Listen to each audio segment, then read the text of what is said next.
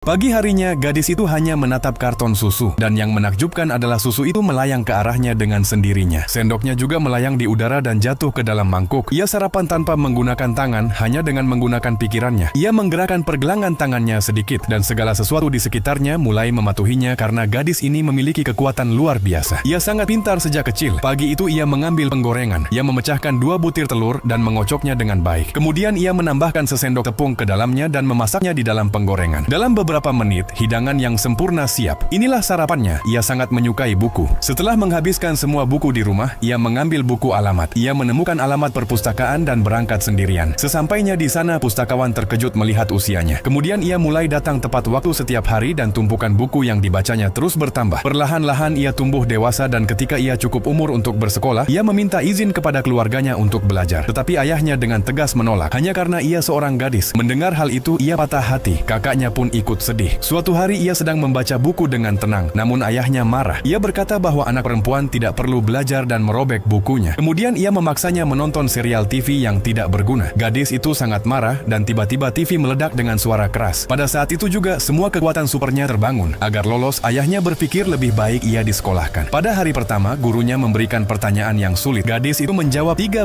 kali 379 dalam sekejap mata. 4927. Guru itu tertegun. Ia segera menghitung angka di kertas dan melihat bahwa jawabannya benar. Sekarang ia mengerti bahwa gadis ini bukan gadis biasa melainkan seorang jenius dalam matematika. Namun kepala sekolah sangat menakutkan dan sama sekali tidak menyukai anak pintar. Hari itu juga ia menghukum gadis itu dan mengurungnya di sebuah ruangan kecil. Namun guru itu datang tepat waktu dan menyelamatkannya. Untuk membalas dendam, gadis itu diam-diam memasukkan seekor kadal ke dalam air minum kepala sekolah. Begitu ia menyesapnya, seluruh kelas tertawa terbahak-bahak. Kondisi kepala sekolah memburuk begitu ia melihat kadal itu. Ketika ia yakin semua ini ulah gadis yang sama, ia mulai mengoceh lebih keras lagi karena marah. Gadis itu kembali menunjukkan kekuatannya dan membuat kadal itu melompat ke arahnya begitu ia berpikir. Kepala sekolah mulai berlarian ke sana kemari sambil berteriak. Dalam kemarahan, ia mencoba membalas. Namun, gadis itu dengan sigap mengambil kemoceng dan melemparkannya ke arahnya. Benturan itu membuat pintu pecah dan jatuh keluar. Kemudian semua anak bersama-sama mengusir kepala sekolah yang nakal itu keluar dari sekolah.